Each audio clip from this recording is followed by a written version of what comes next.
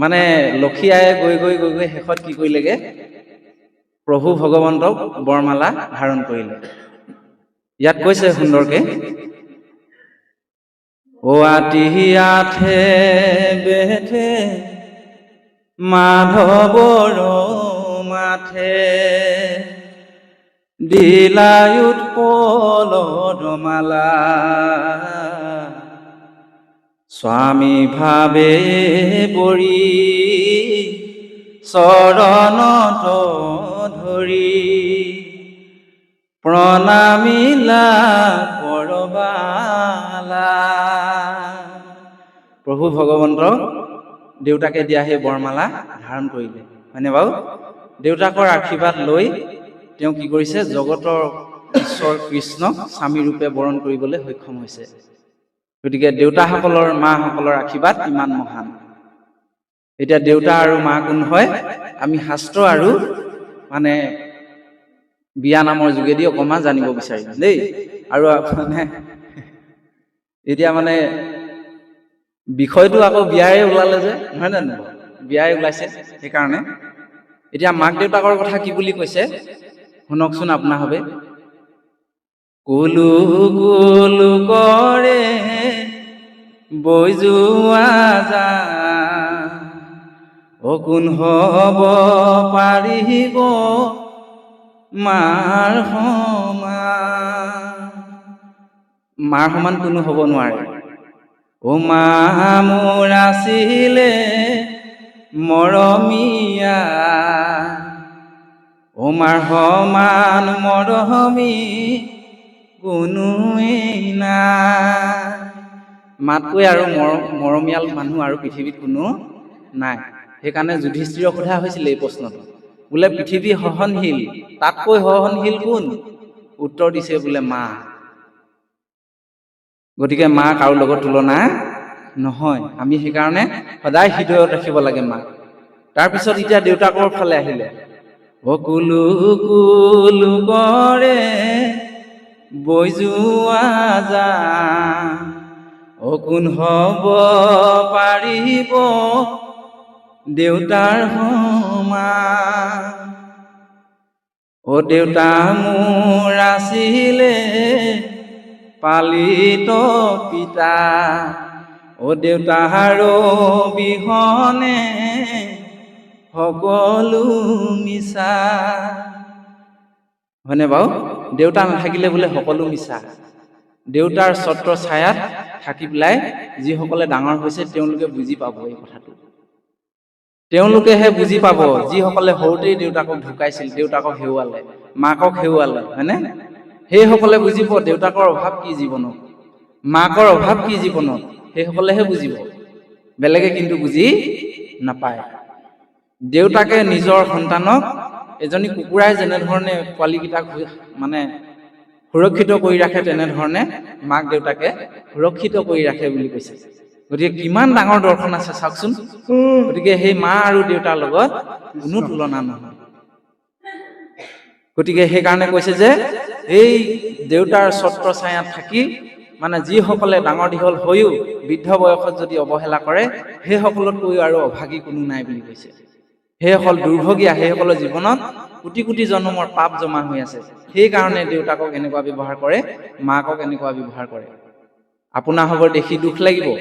আমাৰ লীলাবাৰীত মৈত্ৰী আশ্ৰম এখন আছে, লীলাবাৰী উজ্জ্বলপুৰত। আমি কেতিয়াবা তালৈ যাওঁ মাজে মাজে, আৰু সেই আইতাসকলৰ পৰা আমি অনুপ্ৰেৰণা লওঁ। সেই আইতাসকলক আমি কেতিয়াবা যদি আপোনাৰ ভাৱে যায় সোমাবচোন, সুধিব তেওঁলোকক, বোলে আপোনালোকে ইয়াত কেলে আছেনো, আপোনালোকৰ ল'ৰা ছোৱালী কিমান, কি কথা? তেতিয়া তেওঁলোকে কি কয়, মোৰ ল'ৰা ছোৱালী আমুক, মোৰ ল'ৰাটো অমুকত থাকে, অমুক চাকৰি কৰে, অমুক কৰে, কৈ যায়। তেওঁলোকৰ মানে পঢ়াই শুনাই ডাঙৰ দীঘল কৰিলে, চাকৰি বাকৰি দিয়ালে, কিন্তু মাক দেউতাকক চাবৰ কাৰণে অকণমান সময় সিহঁতৰ ওচৰত নাই। হয়নে বাৰু?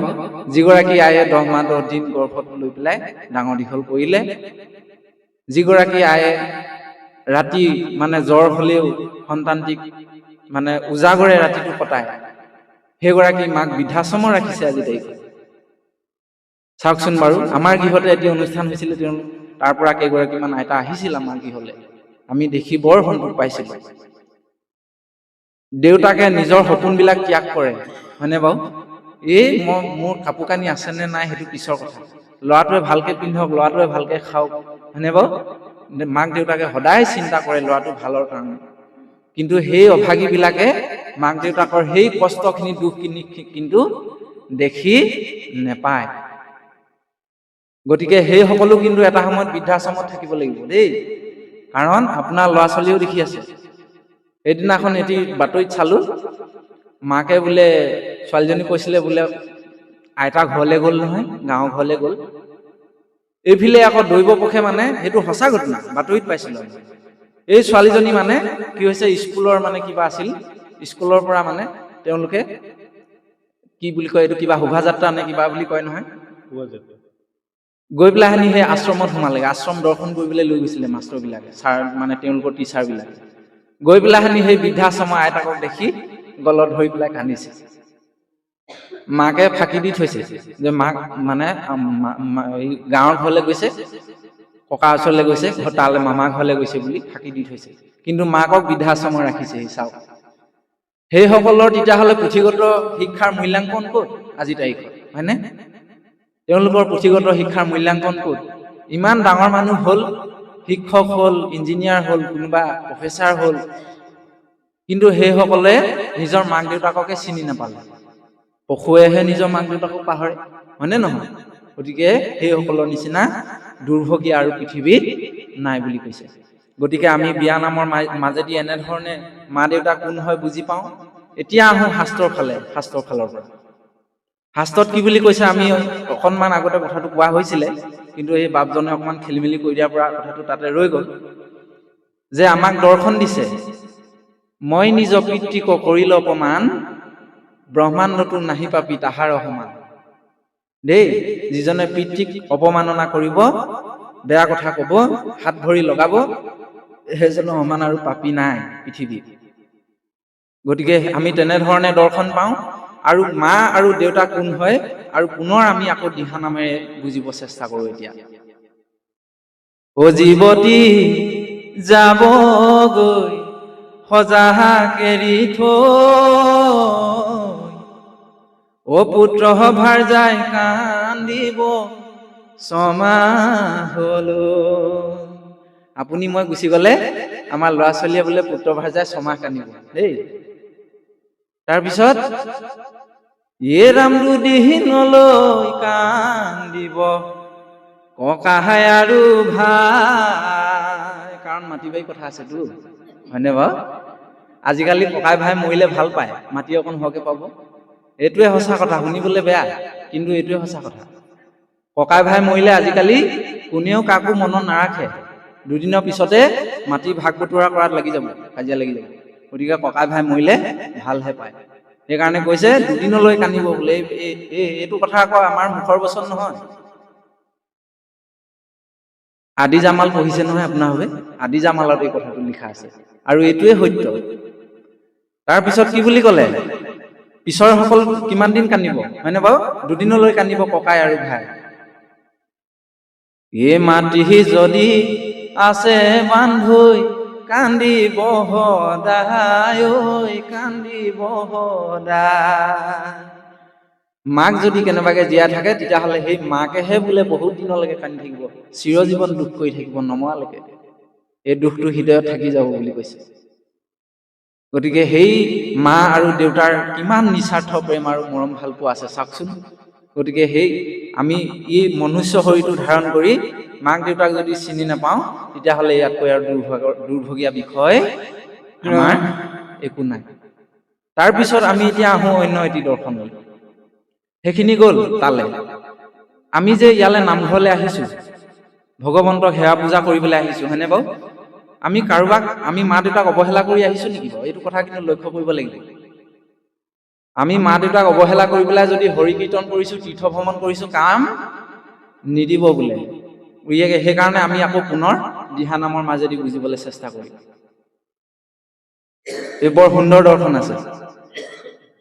ৰাম তীৰ্থ ভ্ৰমিবলৈ যাবয়ে নালাগে ও নাই কতোৰ পুণ্যৰ ঠাই ও পিতৃ মাতৃৰ সেৱাই সৰ্বশ্ৰেষ্ঠ ধৰ্ম এ হব বৈকুণ্ঠৰ ঠাই সন্তানৰ কাৰণে মাক দেউতাকৰ চৰণৰ পৰা লোৱা আশীৰ্বাদ বৈকুণ্ঠ তুল্য বুলি কৈছে মাক দেউতাকক অৱহেলা কৰি কোনোবাই যদি সেই তীৰ্থ ভ্ৰমণ কৰিবলৈ গৈছে বৰ বেছি এটা লাভ নহ'ব বুলিছে এতিয়া সেই লক্ষীয়াই কি কৰিছে দেউতাকৰ চৰণ ধূলি প্ৰথমে হীৰত লৈছে দেউতাকৰ আশীৰ্বাদ হীৰত লৈ তেওঁ কি কৰিছে স্বামী বৰণ কৰিছে চাওকচোন বাৰু গতিকে ইমান আমি সুন্দৰ দৰ্শন পাওঁ গতিকে পুনৰ আমি অকণমান পাঠৰ মাজলৈ যাবলৈ সেৱা জনাইছোঁ কৃষ্ণ আমাৰ আইসকলো পুৰা টোপনিয়াই আছে ধুনীয়াকৈ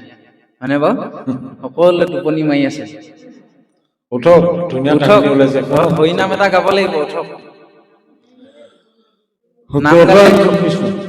নাম গালে টোপনি ভাঙিব দেই নেগেৰা বাদক বাৰু নাই তথাপিতো হাত চাপৰি আপোনালোকে বজাবচোন নহয়নে বাৰু তেতিয়া ভাল লাগিব অকণমান আমাৰ পাঠক প্ৰভুৱেও অকণমান সহায় কৰি দিব দেই বাৰু যিহেতু আমি যোৱাকালিৰ পৰা আপোনালোকৰ মাজত আছোঁ বৈকুণ্ঠপুৰীত আহিলোঁ আপোনালোকৰ চৰণ ধূলি হীৰত ল'বৰ কাৰণে আহিলোঁ আমি আজি যোৱাগৈ কথা আছিলোঁ কিন্তু মানে ভকতৰ প্ৰেম আৰু যুৱ বন্ধুসকলৰ যি আন্তৰিকতা আমি মানে এৰি থৈ যাবলৈ আমাৰ মন যোৱা নাই সেইকাৰণে কালিলৈ পুৱাই আমি যাবগৈ লাগিব যিহেতু নহয় জানো বাৰু আমাৰো ইফালে কাম আছে অনুষ্ঠানো আছে গতিকে আজি যোৱাগৈ কথা আছিলে যোৱা নহ'ল সেইকাৰণে এই বৈকুণ্ঠপুৰী এৰি আপোনালোকক এৰি থৈ কাইলৈ আকৌ আমি যাবগৈ লাগিবই নহয় জানো বাৰু সেইকাৰণে সেই উদ্ধৱেও মানে কান্দিছিলে যে প্ৰভু তুমি গুচি নাযাবা মোকো লগত লৈ যোৱা হয়নে গতিকে আমাৰো মানে সেই অৱস্থাই হৈছে আপোনালোকক এৰি যাবলৈ মন নাই গতিকে আমি সেই উদ্ধৱ আৰু কৃষ্ণৰ মানে এটি নাম আমি অকণমান গাব বিচাৰিছোঁ আপোনালোকে হাত চাপৰিয়ে মানে হেৰি কৰিব সকলোৱে গাই বাৰু চিনি পায় গীতটো সকলোৰে পৰিচিত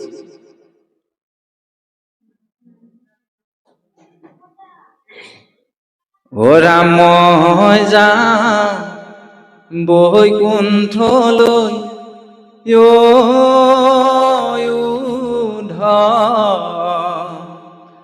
তুমি নাকান্দিবা ও বদহৰিকা আশ্ৰমখনি ও যত নেৰাখিবা ও ৰাম ৰাম সকলোৱে গাওক প্ৰভু গাওক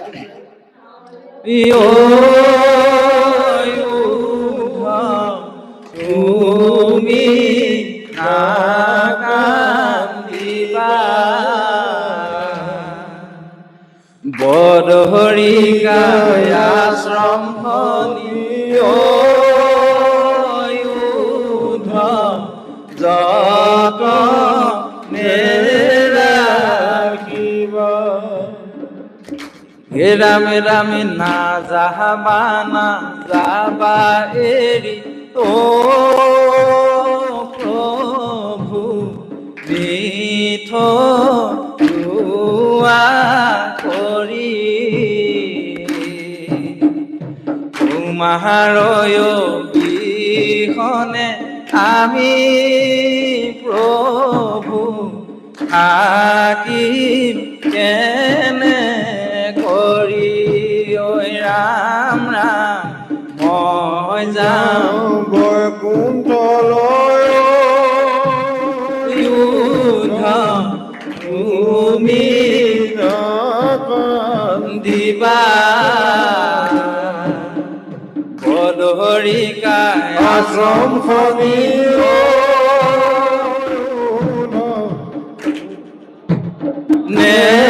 নেৰাখিবা হে ৰামে বৈকুণ্ঠ যাইবে লাগি ও প্ৰভু কৰিলা যতন শুনা শুনা বন্ধুসকল, অ প্ৰভু কৃষ্ণৰ প্ৰয়াণ। ৰাম ৰাম মই যাওঁ বৈকুণ্ঠলৈ, তুমি নাথাকিবা। এ বদহৰিকাই আশ্ৰমখনি যতনে ৰাখিবা। এ ৰাম ৰাম মই যাওঁ বৈকুণ্ঠলৈ, তুমি নাকান্দিবা। বদহৰিকাই আশ্ৰমখনি যতনে ৰাখিবা। গাওঁ সকলোৱে গাওঁ।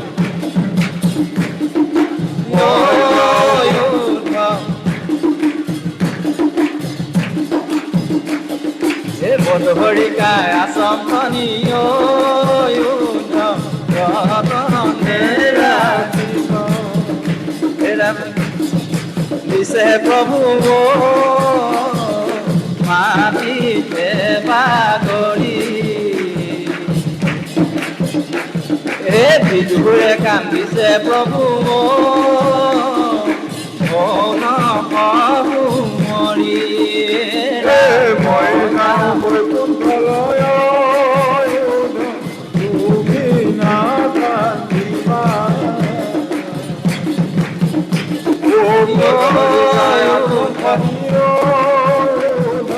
যতনে ৰাখিবা। ৰাম ৰাম কৃষ্ণ সকলৈনো গ'ল, বৃন্দাবন ৰুঙা হ'ল। ৰাম কৃষ্ণ সকলৈনো গ'ল, বৃন্দাবন ৰুঙা হ'ল। ৰামে ষোলশ গোপীয়ে বিচাৰি ফুৰোতে বৃন্দাবন মৰহি গ'ল। ৰামে কৃষ্ণ সকলৈনো গ'ল। গাওঁ সকলোৱে। মই যাওঁ বৈকুণ্ঠলৈ, তুমি নাকান্দিবা।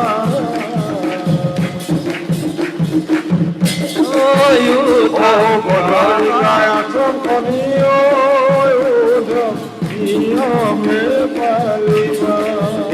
ৰাম ৰামে মথুৰা ঘাটলৈ যাম, কৃষ্ণ দেখিবলৈ পাম। ৰামে মথুৰা ঘাটলৈ যাম, কৃষ্ণ দেখিবলৈ পাম। ৰাম মই যাওঁ বৈকুণ্ঠলৈ, তুমি নাকান্দিবা। বদহৰিকাই আশ্ৰমখনি নিয়মে পালিবা। ৰাম ৰামে মথুৰা ঘাটলৈ যাম, কৃষ্ণক দেখিবলৈ পাম। ৰাম মথুৰা ঘাটতে কৃষ্ণক নেদেখিলে আকৌ মথুৰালৈ যামে যাম। কৃষ্ণ সকলৈনো গ'ল, বৃন্দাবন ৰুঙা হ'ল।